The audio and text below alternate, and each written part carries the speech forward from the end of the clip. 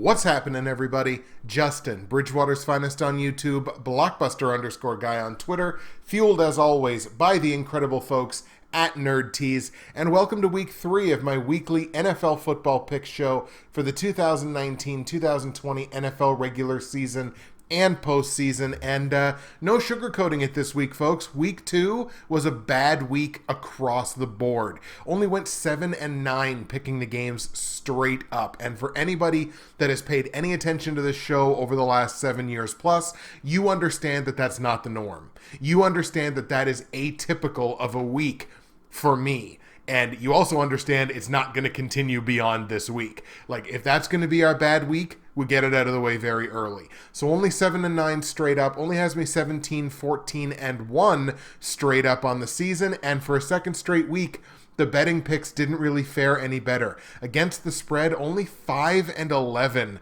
picking the games in week 2.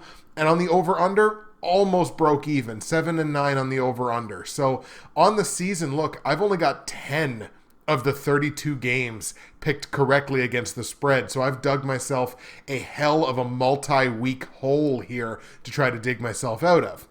Over-under fared a little bit better. It's 13-19 on the season. So, one good week and I can kind of pull myself back to 500 there. But against the spread, look, it's going to be a multi-week commitment before I'm back to 500 there. But I know I'll get there because I always get there. One of the few bright spots from week 2 is 3 of my 7 correct straight up plays from last week came in the platinum, gold, silver, and bronze picks.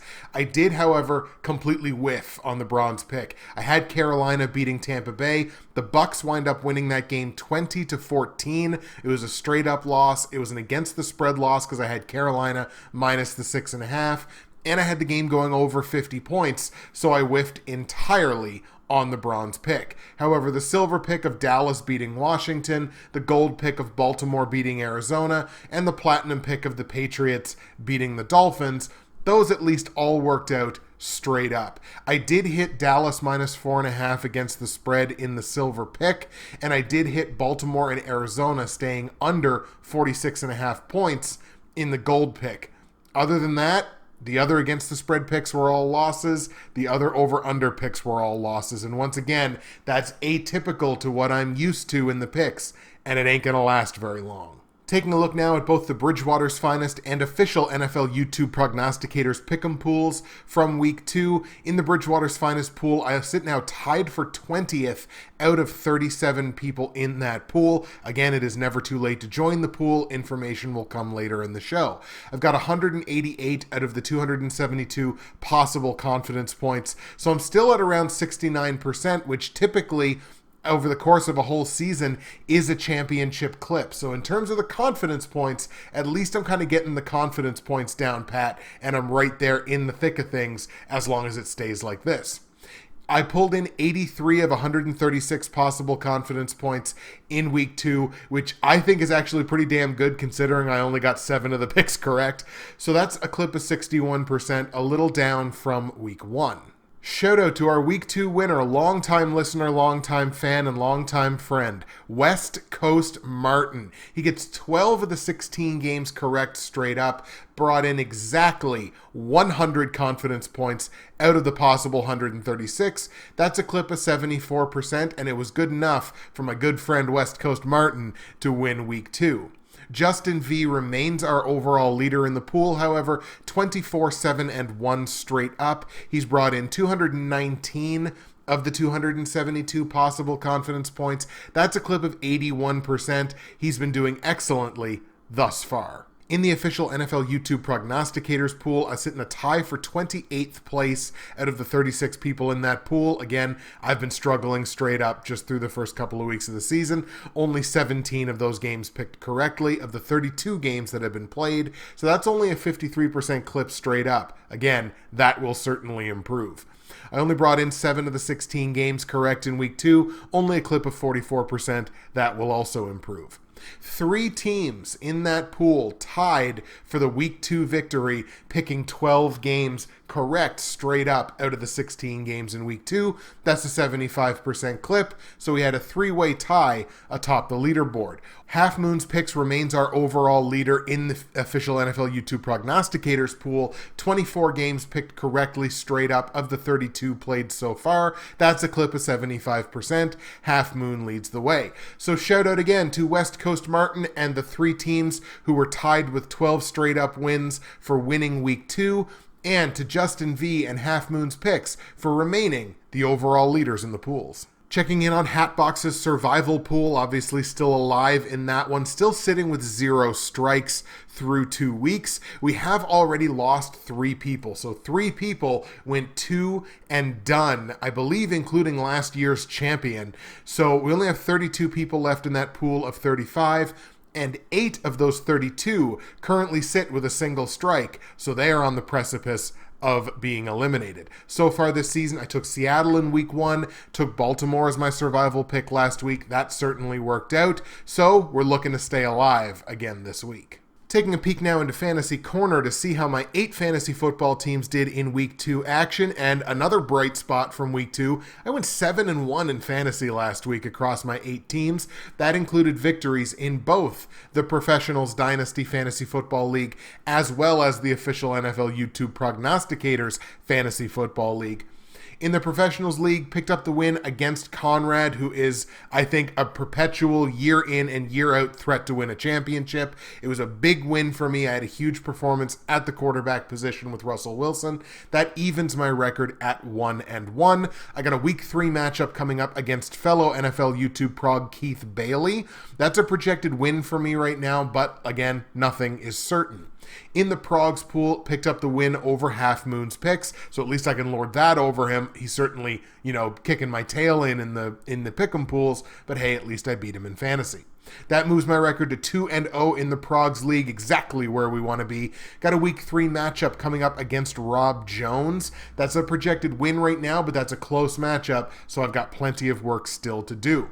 Conrad and Half Moon, thank you so much for the matchups in Week 2. And Keith and Rob, let's do this.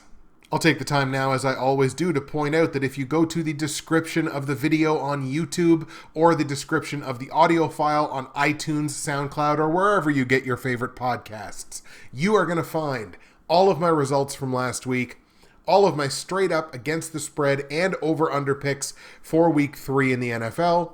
You're going to find information on joining the Bridgewater's Finest Pick'em Pool, as well as the official NFL YouTube Prognosticators Pick'em Pool for this season.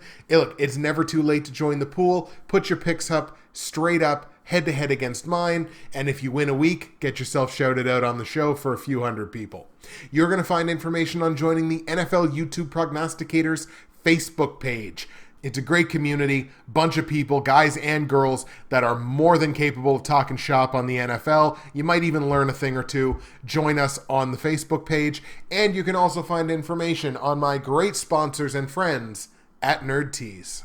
Folks, you know where this is going. Hit up nerdtees.ca, hit that promo code of BWFinest, and you are going to save 15% at checkout. You're also going to get free shipping if you live in Canada on any order over $75. And why wouldn't you spend more than $75 with all this incredible stuff that you can buy?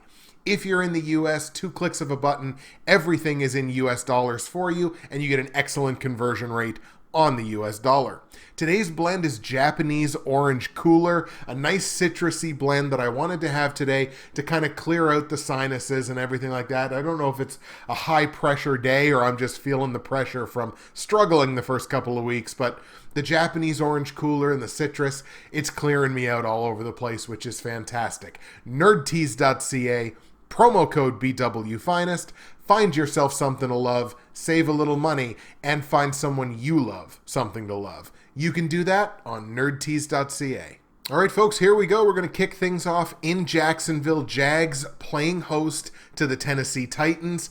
Interesting times in Jacksonville here. Now, not only do you have Gardner Minshew, who certainly didn't look bad in that game last week, but now you've got the rumors of the Jalen Ramsey trade request. And you got to imagine, as much as people will come out and say, we're not going to let that be a distraction, there's no way. There's no way it can't be. He's an all-pro, and he doesn't want to play there anymore. So whether you say it's not a distraction or not, you know 100% that's going to be a distraction. Jacksonville dropping a 1-point decision in Houston against the Texans last week. Meanwhile, Tennessee dropping a 2-point decision at home against Indianapolis. So both of these teams definitely looking for better this week. Tennessee at 1-1. They're still tied for the division lead. Jacksonville still looking for their first win. Tennessee right now sporting the number 2 pass defense in the NFL through the first 2 weeks. And I wonder where you could have potentially heard earlier in the season that the Tennessee Titans might have a really good pass defense. Could that possibly have been from me? Titans are only allowing just over 180 yards passing so far per game on the season, which again has them right up there among the elite secondaries in football. The give back, you can definitely run on them. They're giving up well over $130 on the ground. So far, it's only translated to about 16 points against per game. So the Titans are hanging on. They definitely have to shore up that run defense, which may mean good things for Leonard Fournette. I name-dropped Gardner Minshew there a little earlier, and I did that for a reason. Yes, Jacksonville might be 0-2, but it's certainly not for lack of trying from the Gardner Minshew side of things. 45 completed passes out of the 58 that he's attempted so far this season. Last week, he only threw for 213 yards, but he did throw a touchdown, didn't throw a pick. They didn't exactly give him great blocking because he did get sacked 4 times in that game, but he still had a QBR of like 97. So, I mean, like, he's certainly put them in a position where they had a chance to win that football game. And that's all I think they can really ask from a Gardner Minshew based on the situation that he's in. They didn't expect Gardner Minshew was going to be their starting quarterback this year. As long as he puts them in positions to win, I think Jacksonville will win some games this season with Minshew under center. Granted, this game is in Jacksonville. I just don't necessarily like their chances this week. I think Tennessee is going to be able to keep Minshew under wraps. The pass defense has already shown that they're capable of doing that this season. I like Tennessee here, especially given the fact that the Titans have won 4 straight head-to-head against Jacksonville, not only straight up, but also against the spread, and they've won 6 of the last 7 overall. So Jacksonville not finding a lot of success over the last, say, 4 years against Tennessee. On the line, Jags are a 1.5 dog. You got to take Tennessee here. If you like them to win, I mean, it's a 1.5. It's almost the smallest price to pay. So we're going to go Tennessee minus a 1.5 and lay those points. Total in the game set at 40. I've only got this thing capped around a mid to high 30, so I'm feeling pretty good, even though that's a low total. I think we're going to stick under on this one. Let's go under 40 points in Tennessee-Jacksonville. Titans 23, Jags 14. Let's go to Dallas now for a matchup of Cowboys and Dolphins. And what else can you say about the Miami Dolphins? Now they traded out, and it happened just during the Monday Night Football game last night. Minkah Fitzpatrick, he's gone to Pittsburgh. They bring back a 2020 first-round draft pick from the Steelers. It's an interesting trade from the Steelers' perspective, which we'll talk about a little bit more when we talk about the Pittsburgh-San Francisco game. I mean, the Dolphins are the tire fire of this league. We've played 2 games. They're already at 102 points against. That's not 4. That's 102 points against. Cowboys are on the exact opposite end of that spectrum, man. They are 2-0. They're leading that division. They've scored 33 points a game over their first 2. They're giving up less than 20 on average. This is a good football team, and it's only going to get better this week. In the Cowboys, you have the number 3 total offense in football thus far on the season, going up against a Miami team that is not only the worst total defense, but is also the worst total offense. And that's certainly not going to get better on the defensive side by trading out Minkah Fitzpatrick. Worth noting for the Cowboys, wide receiver Michael Gallup, he underwent minor knee surgery at some point last week, looking like he's going to be out about 2 to 4 weeks. But honestly, unless all of Dallas's first team offense and defense get hurt, like if everybody just rolls their ankle on the same, raised piece of carpet and they have to play like their practice squad guys, there's no reason for Dallas to lose. If Dallas loses this game, wow. Obviously, we're going to rock the Dallas Cowboys at home to beat Miami. On the line, Dallas favored by 21.5 points. Oh, God, Vegas, I hate you. That's so ridiculous. Like, dear Lord.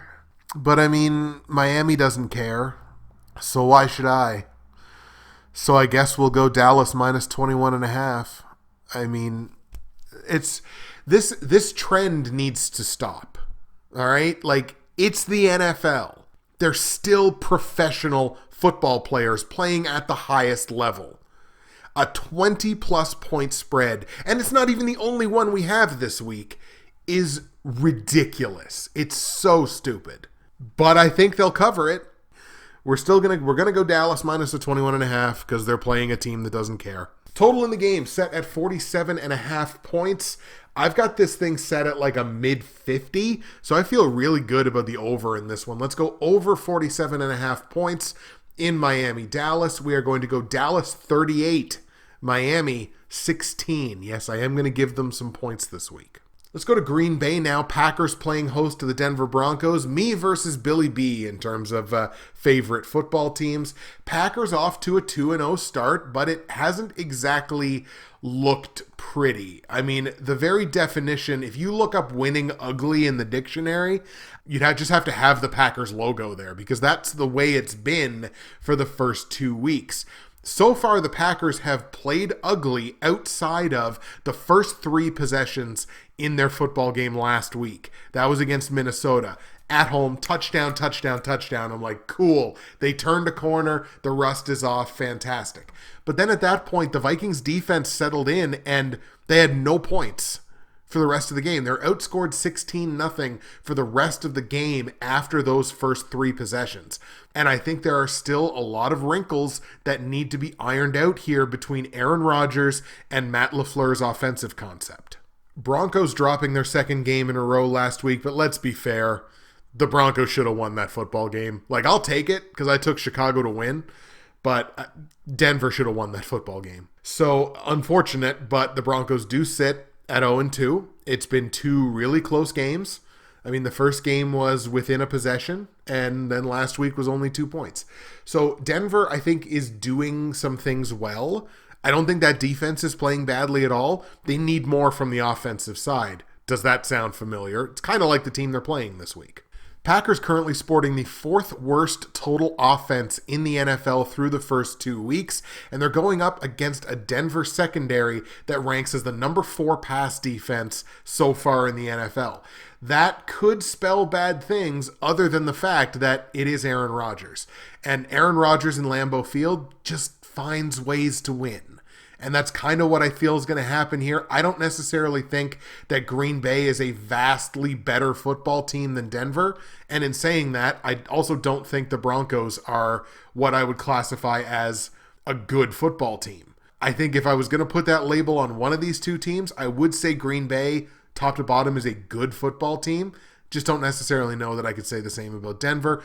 Given that it's in Green Bay, let's go with the Packers in this one. Let's take Green Bay at home to hang a 3rd straight loss on Denver. On the line, the Packers are favored by 8 points at home, which the second I saw that line, I'm like, well, that should be an easy decision for me. We're going to take the points with the Broncos. But the more I kind of looked at it and the more I kind of thought about it, I don't know how many points Denver's going to put up. Denver's a team that is still kind of an enigma to me. What exactly is this team going to be? And I mean, I do have to give it up to the Packers. Their defense has played quite well through the first 2 weeks. They're only giving up 215 yards through the air. They are giving up $122 on the ground. So that is going to be where Denver, I think, is going to get the majority of their yardage. I think it's going to be on the ground between Phillip Lindsay and Royce Freeman. I just think the Packers' offensive upside is enough to cover that. And this is kind of a 50-50 for me, but I think I'm going to go with the Packers. I think I'm going to hammer them, and I think I'll lay those points. Just because, like, a 10-point game seems like it could be a realistic final score. So let's go Green Bay minus the 8 points, lay the points on the home favorite. Total in the game set at 43. I think that number's too high. I've only got it capped around a mid-30. So I think I'm going to stick under on that one. Let's go under 43 points. In Denver, Green Bay, we're going to go Packers 23, Denver 14. Let's go to Indianapolis now. Colts and Falcons, both of these teams coming off of victories last week. The Colts, the beneficiary of a 2-point victory in Tennessee over the Titans. The Falcons beating Philadelphia 24-20. And based off the first 2 weeks, it shouldn't be any surprise exactly how this game is going to go. The Colts have the worst pass offense in football right now with Jacoby Brissett. Granted, they're 1-1. So they've kind of done their job there. But it is the worst pass offense. Atlanta's inside the top 10. They're at number 9 so far on the season. On the flip side of that, the Colts, the number 2 run offense in football. Marlon Mack has been flying. And Atlanta's is the 5th worst run offense. So you're going to see Atlanta throwing the ball quite a bit, and you're going to see Indianapolis running the ball quite a bit. So there's going to be no surprise whatsoever how this game is going to go. That should lean in Indianapolis's favor in terms of controlling the clock. However, the Falcons, not enough people talking about this, the Falcons, the number 3 total defense in the NFL through 2 weeks. The Falcons defense has been playing great football. Now, you can run on the Falcons. They're giving up a little bit over $110 on average so far this season, but only 167 through the air. And that wasn't against nobodies. That was against Minnesota and Philadelphia, teams that know how to move the football. Like, those are good football teams, and Atlanta's had really good defensive performances now on back-to-back weeks. Granted, they are still giving up 24 points a game, so they're not exactly translating that as well as they could, like translating the yardage that they're giving up into keeping points off the board. So they haven't bent all that much, but when they've bent, they've kind of broken. Definitely something to watch out for. But still, I think I'm going to have to skew on the side of that defense. I've been really, really impressed by the Falcons on the defensive side of the ball so far this year. I think I'm going to take the Falcons here as a little bit of an upset, but we're going to take Atlanta in Indianapolis to hang a loss on the Colts. On the line, Colts are 2.5-point favorites at home, as I feel they should be. I think these two teams are relatively evenly matched, but I like Atlanta to win, so let's take those points and go Falcons plus the 2.5. Total in the game set at 47.5 points. I got this set at like a high 40, maybe even pushing 50 points. So we're going to lean over on this one. Let's go over 47.5 points in Atlanta, Indianapolis. Let's go Falcons 27, Colts 23. Let's go to Kansas City now for what I personally feel is the game of the week. And this is a game on both sides that I think are really going to prove whether each one of these teams is for real in certain aspects. I would say more so for Baltimore. Chiefs playing host to the Ravens. Both of these teams sitting at 2-0 on the season. Both of these teams have offenses that have really, really moved the ball and put up points very well. Both of these teams have defenses that have done a pretty darn good job of keeping points off the board. This is an incredible matchup. Like I mentioned, Baltimore and Kansas City, they're two top 3 total offenses so far on the season, but the one that you would think would be in front actually isn't. Baltimore, the number 1 total offense so far in this NFL season. However, you got to consider who they've played. They played Arizona and they played Miami. So two arguably of the worst defenses in the league. So it shouldn't be a total shock that they're the number 1 total offense. Kansas City, obviously no slouches. They're at number 3. Ravens are also the number 2 total defense in the NFL, but again, they've done it against Miami and Arizona. A little underrated, though, Kansas City might actually finally, after years of screaming for it, be kind of figuring out their defense a little bit. Another situation where you kind of have to consider the competition. They've played Jacksonville and Oakland, two teams that I would consider not having good offenses. So have they figured it out, or is that just a reflection of the teams that they've played? And you can ask that question about both of these teams. Is Baltimore really that good, or is it only because they've played Miami and Arizona? Is Kansas City really that good, or is it only because within this season they've played Oakland and, I literally just said it, Jacksonville? I think what this boils down to for me is whichever one of these two teams would have been playing at home, probably going to be the one that I'm going to wind up taking. It winds up being Kansas City. I think they're going to get the benefit of the home team bump here. I'm going to go with the Chiefs because I do think top to bottom the Chiefs are a better football team, certainly on the offensive side, but I've been so incredibly impressed by Baltimore. If Baltimore wins this game, watch out, because the Ravens are a bona fide Super Bowl threat if they can go into Kansas City and beat Mahomes and the Chiefs. But we got to see it happen first, so I'm going to take Kansas City at home to beat Baltimore. On the line, though, Chiefs are almost a full touchdown favorite. Chiefs are -6.5 in this game. That's way too many points. This is going to be one for the ages. This is going to be the best game of the season up to this point. 6.5 points is just too many for me with how good that Baltimore defense is and has been historically. So we're going to take those points and go Baltimore plus the 6.5 because, look, they could win this game outright. Total in the game set at 55 points. I got to set it a mid to high 50. Both of these teams putting up points like nobody's business. I don't think it's going to fly over a 55-point total, but I do think it does go over. Let's go over 55 points in Kansas City, Baltimore. Chiefs 30, Ravens 27. Let's go to Philadelphia now. Eagles going to play host to the Detroit Lions.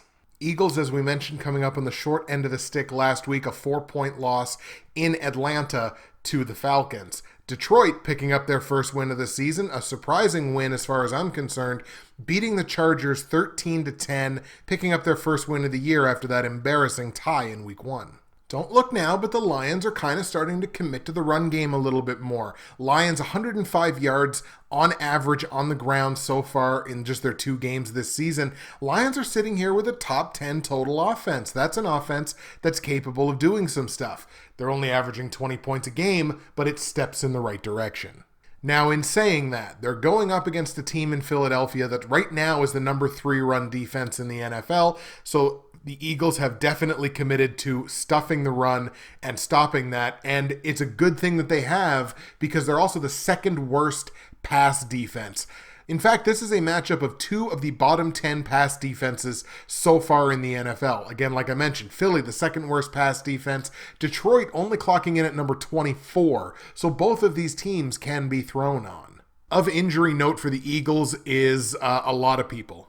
The most significant one is Alshon Jeffrey. He's got a strain in his calf. His status is in doubt for this game, but it seems unlikely that he'll play. And the way people are talking, they're talking about this like it's going to be a multi-week issue. So I don't expect him to play this week, and it's kind of cloudy whether he'd play next week. But that's certainly not it. I mean, Carson Wentz got banged up in that game. Corey Clements got banged up in that game. Philadelphia here is kind of the walking wounded. And it's not like I think Wentz isn't going to play, or that Corey Clements isn't going to play, or that anyone other than Alshon Jeffrey isn't going to play for the Eagles. And as long as you've got Zach Ertz, you certainly have something. But they're kind of walking into this game a little wounded. Detroit, to my knowledge, is not. I actually kind of like the upset here, and I don't think a lot of people are going to look at it the same way. The Lions are definitely playing that bend but don't break defense. They're giving up over 400 yards of offense per game on the defensive side. You can throw on them, you can run on them, but they're only giving up 18.5 points. So when they're in those critical situations, they're coming up with the plays that are turning touchdowns into field goals. And I do question Philadelphia's upside for putting up a ton of points in this football game, so I'm going to take Detroit in the upset. Let's go with the Lions here in Philadelphia to take advantage of that Alshon Jeffrey injury and hang a loss on the Eagles. On the line, the Eagles are favored by a full touchdown here. I think this would be a nice spot to hedge, even if you don't like Detroit to win the game outright. I do like them to win the game outright, but this is a definite hedge. We're going to go taking those points. Detroit +7. Total in the game set at 47.5 points. I have this thing capped at like a low 40. Like it'll just crack 40 points, 42, something like that. So I'm comfortable staying under. Let's go under 47.5 points in Detroit, Philadelphia. I think the defense wins the day. Let's take Lions 23, Eagles 19. Let's go to Arizona now, where the Cardinals will welcome in the Carolina Panthers. Panthers coming in off the long week and that bad loss against Tampa Bay. You know, I really do think the Cardinals would be fine if they could get a little defense, and they're just really not getting that so far this season. They're the second worst total defense in the NFL. Carolina sporting the number 3 pass defense, so I think Kyler Murray is going to have a hard time moving the ball through the air. I'll be interested to watch David Johnson because he's kind of dealt with a little bit of an injury thing last week. He did come back into the game, but if he's limited in any kind of way and they put the ball in Kyler Murray's hands to win the football game, I have my concerns about whether he'd be able to do that, even though the game is in Arizona. I think I'm going to lean Carolina on this one again. They're a better football team than what they showed last week, and I think they kind of take out some of those aggressions from Cam Newton and from Christian McCaffrey and from Greg Olsen and the playmakers they have on that offense. I think they take it out on Arizona this week. So let's take Carolina on the road in Arizona to hang a loss on the Cardinals. Against the spread, Arizona 2.5 point dogs at home. So you only have to lay 2.5 points here on Carolina. I like that. It's a small price to pay. So let's take Carolina minus the 2.5 points. Total in the game set at 46.5, and this is the first of 3 totals that I think are absolute coin flips. I think these totals are perfect. Vegas did an excellent job on them, and I will praise them when it's necessary.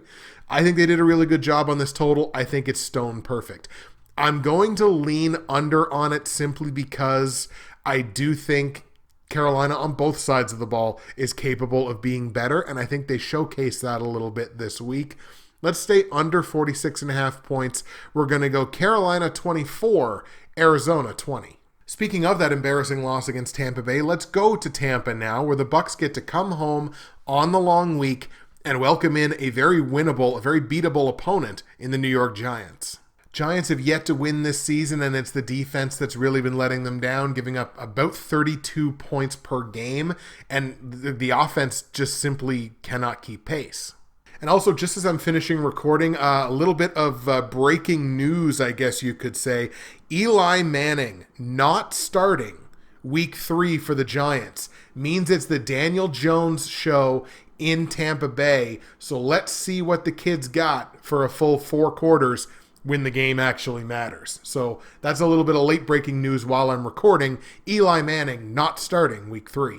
And kind of like when we talked about the Atlanta Falcons, I don't think enough people are talking about the Bucs on the defensive side of the ball, which is not something that we have seen in seasons past. The Bucs, I understand it's only 2 weeks in, but the Bucs are the number 7 total defense in football. For the Bucs to be inside the top 10, I think is crazy. And they're going up against a Giants team that is the 5th worst total defense thus far. And like I say, with the Giants, this is a beatable opponent. This is an offense that is not doing very much in terms of putting points on the board, and the defense is doing them no favors. The defense is not putting them in a position where they can win football games. They have to now travel to Tampa Bay. I really like the Bucs in this one. We're going to take Tampa Bay at home to beat the Giants. On the line, the Bucs are 6.5 point favorites, which initially felt a little bit high to me, but you know what? It's still just under a touchdown, and I just don't trust that Giants defense. So let's lay those points and take the Bucs minus the 6.5 points. Total in the game set at 48. Once again, very good job by Vegas. I think this is about a perfect total, but I'm going to skew on the under again because what are we going to get from the Giants offense? Right now, we're getting 15 points a game. Are they going to be better than 15 points this week? I think a little bit, but I still don't think it's enough to move this number over. So we're going to skew under on this, go under 48 points in Giants Bucs. We're going to go Tampa 27, New York 20. Let's go to Los Angeles now with the Chargers on the heels of that, what I would think would be a surprising 13-10 loss last week. They welcome in the Houston Texans. Texans got into the win column last week. That single point victory, 13-12 at home against Jacksonville. I think you still got to believe that the Texans have the inside track to win this division, although Tennessee, I think, would have plenty to say about that. I still think the Texans are the best team in this division. They finally got on the right track, maybe got a little tiny bit of momentum on their side from beating a division opponent. Where I really think this game is going to be decided is on the ground. The Chargers right now have the number 4 total offense in football, which is good, but they've got the 5th worst run defense, and they're going up against the number 5 run offense so far in the NFL this season. Again, only through 2 games, but still. There's actually 2 top 10 run offenses. Houston's at number 5. The Chargers are at number 10. So they've certainly been doing a good job. The Chargers have, in the absence of Melvin Gordon, still committing to the run game, still moving Austin Eckler out there, moving him around like the Swiss Army knife that he is more than capable of being, that type of player.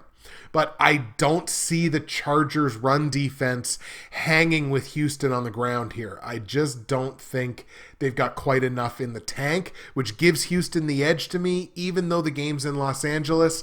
I like the Texans here. I do think Houston picks up the win. On the line, the Chargers are 3.5-point favorites. Originally, they were 3-point favorites when I started doing my research, but now that extra half point went up there. I think this is not a half bad spot to hedge if you wanted to. It's a pretty small hedge, so it's not great, but I think 3.5 points is too many here. I think this winds up being a very close game that comes down to the dying minutes in the fourth quarter. I'm just going to take Houston in that scenario. I like them to win. Let's take those points. Houston plus 3.5.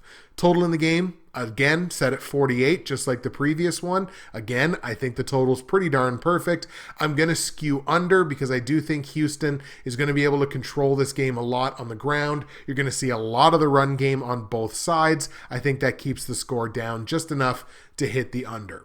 So we're going to stay under 48 points in Houston, LA. Let's go Texans 24, Chargers 23, single point. Let's go to San Francisco now with the surprising upstart San Francisco 49ers, who I guess I have to start taking seriously. Maybe. I'm kind of getting there. They're playing host to the Pittsburgh Steelers, and this is a battle of 2 significant injuries. Obviously, the one that stands out is Ben Roethlisberger. Injures his throwing elbow. He's going to have surgery. He's out for the season. It's worthwhile to ask the question whether Ben Roethlisberger has played his last snap of professional football. I mean, you're throwing it, an injury and surgery required on your throwing elbow at Ben's age with all the wear and tear that Ben has gone through in his career. I don't think it's unfair to ask the question. And on San Francisco's side, they just lost Joe Staley. Broken fibula. He's out a minimum of 8 weeks. He is Jimmy Garoppolo's starting left tackle. He is one of the best left tackles in football. That is not a small injury for a 49ers team that is trying to keep their quarterback uninjured.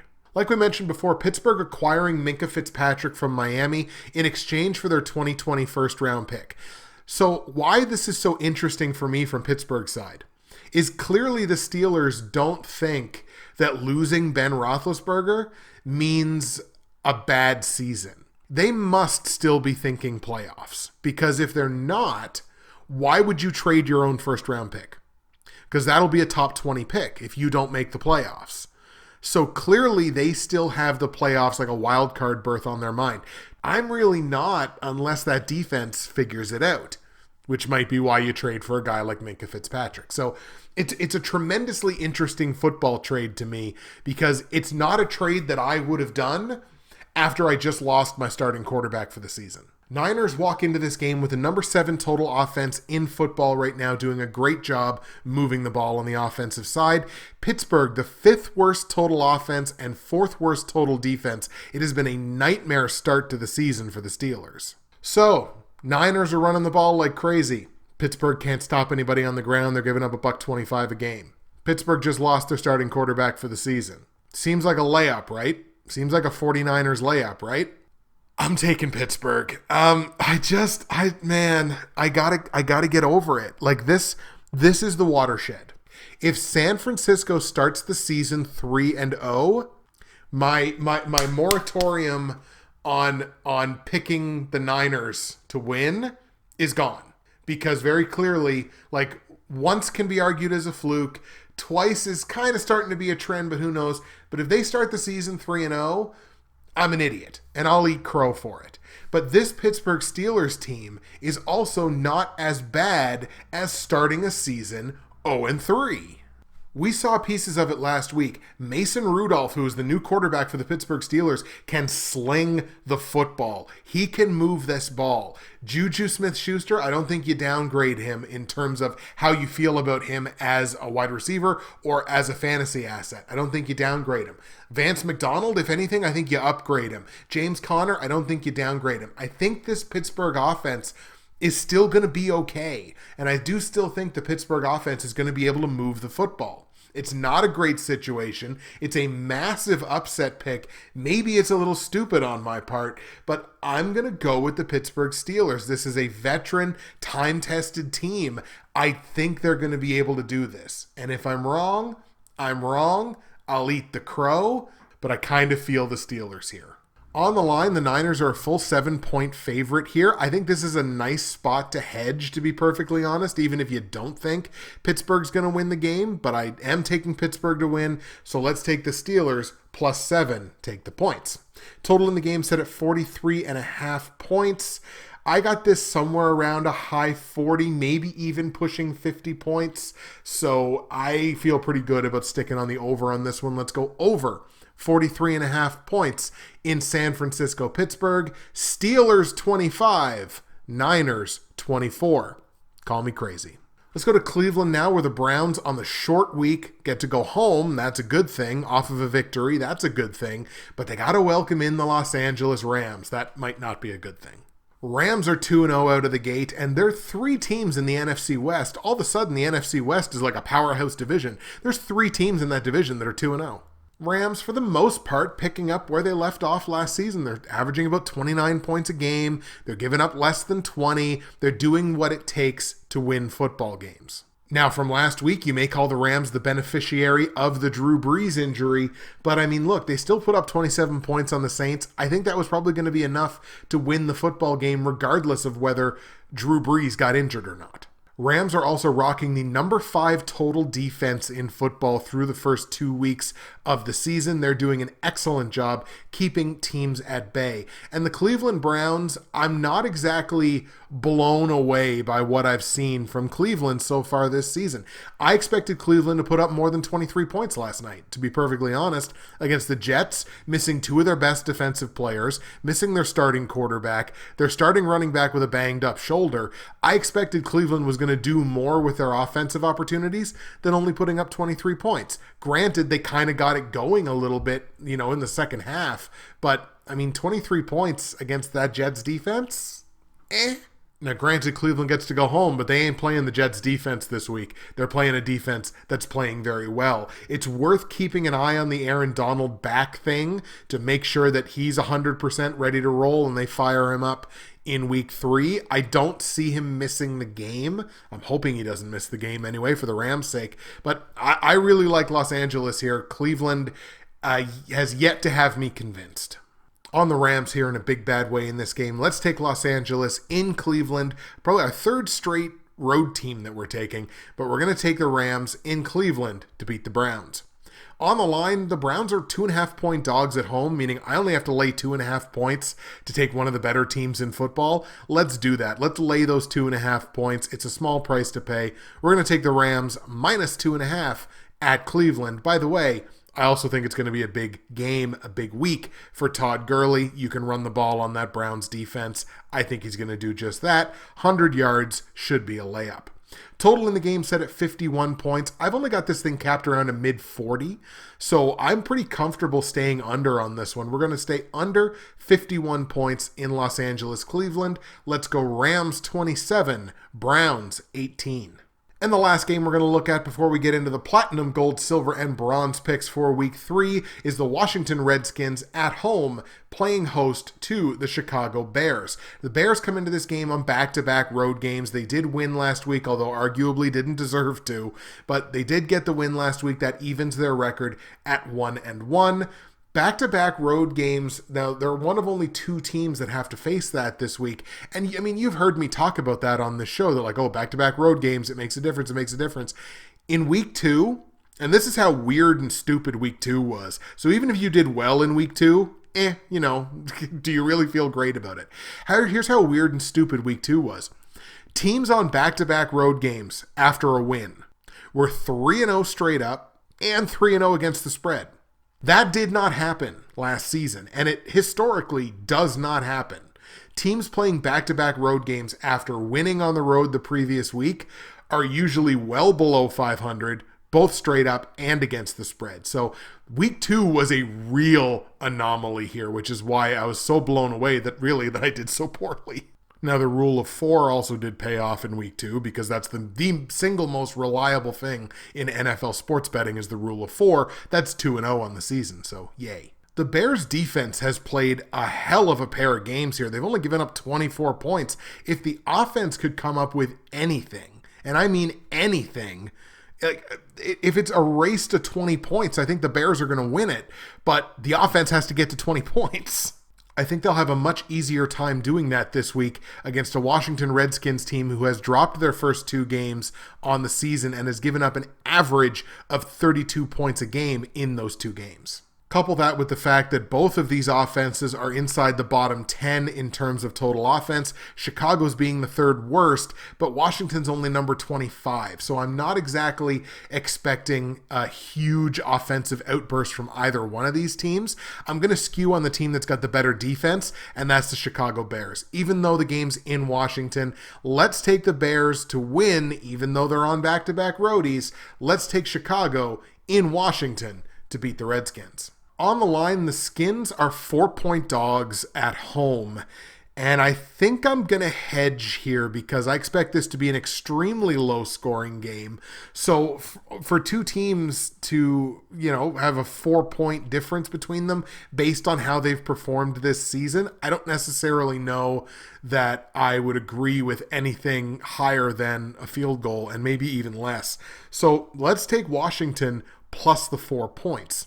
Total in the game set at 42. I mean, I've only got the game capped at like a mid-30, like 34, 35 points, something like that. So we're going to stick under on that one. It's going to stay under 42 points in Washington, Chicago until the Bears offense proves me differently.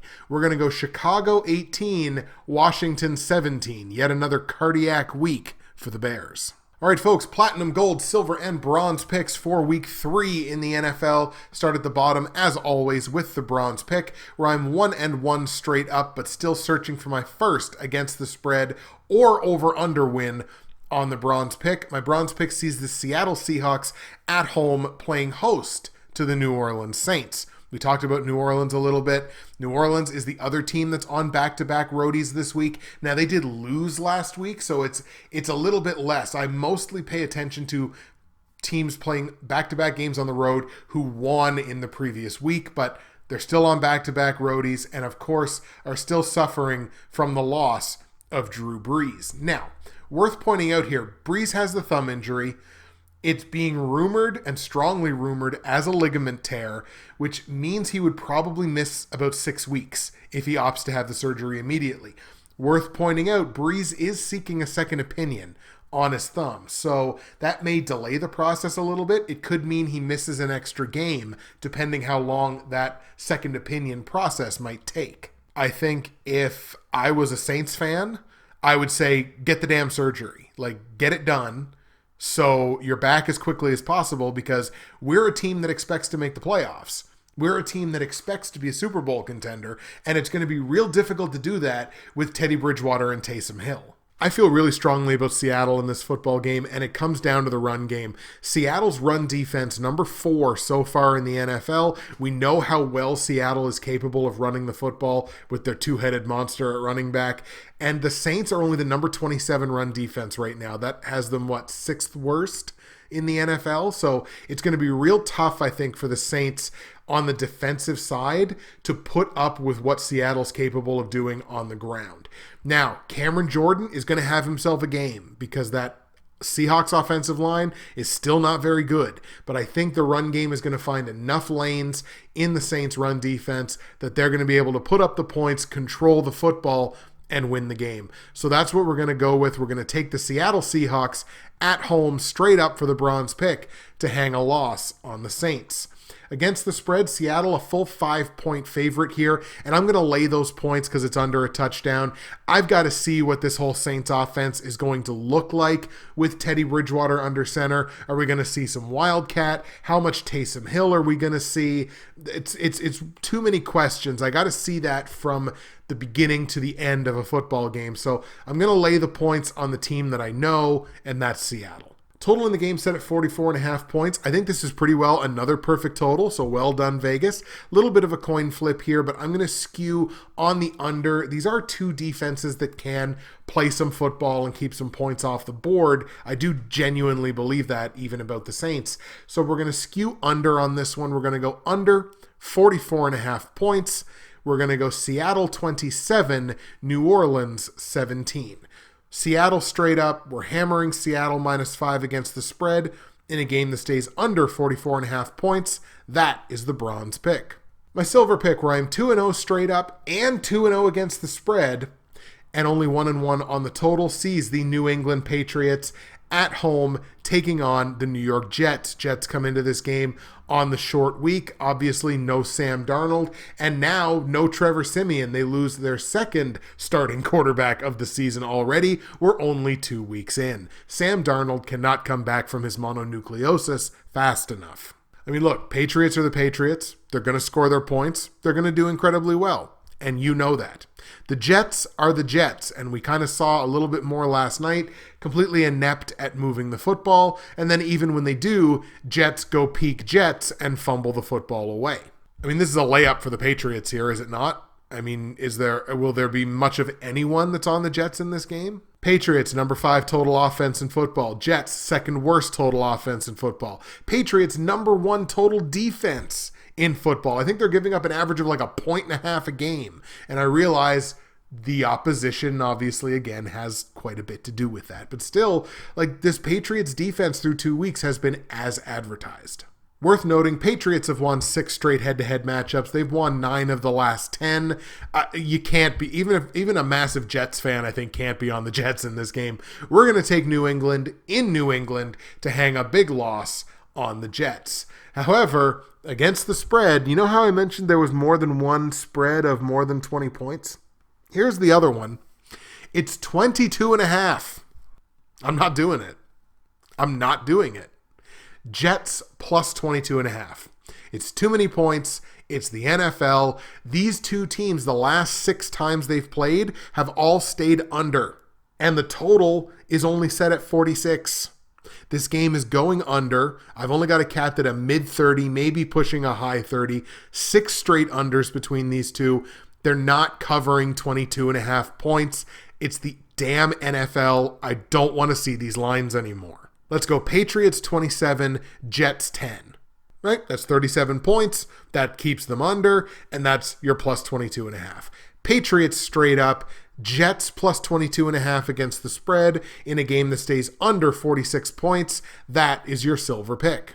My gold pick, where I am 2-0 straight up, I am winless against the spread, but I've split even money so far on the totals, sees the Minnesota Vikings at home playing host to the Oakland Raiders. Vikings losing last week in Green Bay after that very impressive opening game victory against Atlanta in a game that Minnesota was able to dictate the game to Atlanta. They weren't really able to do that against Green Bay because they got down so much so early. I don't expect that to happen against Oakland. Raiders come crashing back down to earth in an 18-point loss against division rival Kansas City, which in and of itself is kind of, look, it was less than 3 it was less than 3 full possessions that they lost by.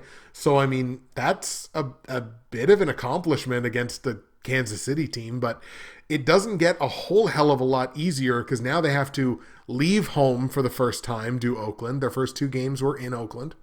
So now they got to go on the road. They got to go into Minnesota, difficult building to win in against a good football team that can definitely move the ball on the ground. I think Dalvin Cook Dalvin Cook leads the NFL in rushing touchdowns, I believe, doesn't he? Doesn't he have like 5 or something like that? Like, hasn't he been like the vast majority of that offense? Sorry, he's only got 3 rushing touchdowns, but he does still lead the league in rushing touchdowns and leads the league in rushing overall. This is going to be the Dalvin Cook show, and against an Oakland defense that, against the run, they've done pretty well against the run so far. I mean, they've only given up 63 yards a game on the ground, and through the air, 341.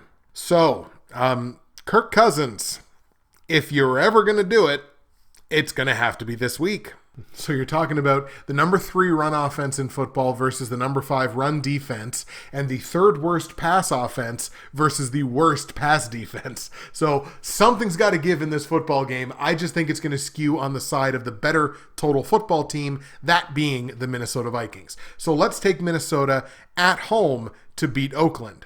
On the line, Minnesota is an 8.5-point favorite over Oakland, and I just think that's too many points. I looked at that immediately and I was like, boy, if it was like somewhere under a touchdown or even hovering sort of around a touchdown, I'd be kind of cool with that. But Minnesota's got to win this game by 9 points to cover this. I just don't necessarily think they win by that much. I think Oakland is capable of keeping this game relatively close. So we're going to take those points and go Oakland plus 8.5. Oh, God, I can't believe I'm skewing on the side of that defense. Total in the game set at 42.5 points. I got this capped at a mid-40. I feel pretty good about taking the over. So let's go over 42.5 in Minnesota-Oakland. We're going to go Minnesota 27, Oakland 20. Minnesota straight up, but we're hedging our bets and going Oakland plus 8.5 against the spread in a game that goes over 42.5 points. That is your gold pick. And your platinum pick, the last game of the week, sees the Buffalo Bills at home playing host to the Cincinnati Bengals. Bills off to a hot start. They doubled up the New York Giants last week, 28-14. Meanwhile, when you look at Cincinnati, the defense has kind of cratered. Now, look, I think they did a pretty decent job week 1 in Seattle against the Seahawks. Like, that was a very close football game. I think that might be the best that we see out of the Bengals, certainly on the defensive side this season, because San Francisco completely ate them up. The 49ers put up 41 points on the Bengals in week 2. Bengals have the 3rd worst run defense in football, which is not good against a Buffalo Bills team that is moving the ball very well on the ground. Currently sit as the number 9 run offense in the NFL. Buffalo also has the number 5 pass defense, so through the air is really going to be interesting when Cincinnati has the football, because Andy Dalton is slinging the ball in the absence of AJ Green. Cincinnati, the number 2 pass offense in the NFL through the first 2 weeks this season. Buffalo, the number 5 pass defense. So a really, really, really good secondary against a quarterback that is playing out of his mind right now in terms of moving the football. So that'll really, I think, be where the game is decided. But which of those two things do I trust more? Do I trust the idea of the Bills being a top 5 secondary more? Or do I trust the idea of Andy Dalton being a number 2 total passing quarterback? I think I got to trust the Bills in that equation a little bit more. I talked about them in the preseason, how the Bills were like, should have a sneaky good defense this year, could be top 5 overall. So I trust that more. And I don't think Cincinnati's going to be able to stop Buffalo at all on the ground. I think they control the game that way. I think they control the clock that way. I think Buffalo wins the game. So we're going to take the Buffalo Bills at home to beat Cincinnati. On the line, Buffalo favored by under a touchdown. It's -6. I think that's probably about the difference between these two teams. So I'm going to take the Bills -6. Under a touchdown, I feel fairly good about that. Total in the game set at 43.5 points. I got this capped right around there somewhere, mid-40, 45, maybe 46. So it's a slight lean, but it's a lean to the over. We're going to go over 43.5 points in Cincinnati, Buffalo. Let's go Bills 27, Bengals 18. Buffalo wins straight up. We're laying the points and hammering the Bills -6 against the spread in a game that goes over 43.5 points. That is your platinum pick. Are you there, God? It's me, Bridgewater's finest. Please let me do better than last week. My viewership depends on it, I think. There you go, folks. Your Week 3 episode is now in the books, but it is time for the patented comment of the week. The comment of the week from the Week 2 episode of the NFL show goes to the blind Canadian cat, fellow NFL YouTube prognosticator, and he chimes in with actually what is a really, really good comment. That's why he gets comment of the week. That's how it works. I never thought I'd see the day that the Ravens would drop 59 points, especially in the Lamar Jackson era. You and me both. I admit I had my doubts about the kid, but gotta say, looking forward, I'm a bit more confident in the season and the future. Good show, Justin. I agree with most of the picks. I have Denver taking the win mostly because they're a good home team in September, and while Chicago is the better team, I don't feel safe about the offense, and they've proven to be an up and down team, losing to Brock Osweiler last year as an example. But hey, I've been wrong before. I agree with the vast majority of that. Chicago's offense is not all that trustworthy right now, and I think Denver deserved to win that football game. And I think they should have won the game, but, sometimes the NFL happens. But, blind Canadian cat, yours is the comment of the week from the Week 2 episode. There you go, folks. Now the Week 3 episode is in the books. That's it for me, Justin, Bridgewater's Finest on YouTube, Blockbuster_guy on Twitter, fueled as always by the incredible folks at NerdTees. I hope you enjoyed the show. Leave me your feedback in the comments section below. Enjoy the games in Week 3. We'll see you again for Week 4, and see you tomorrow for the next CFL show.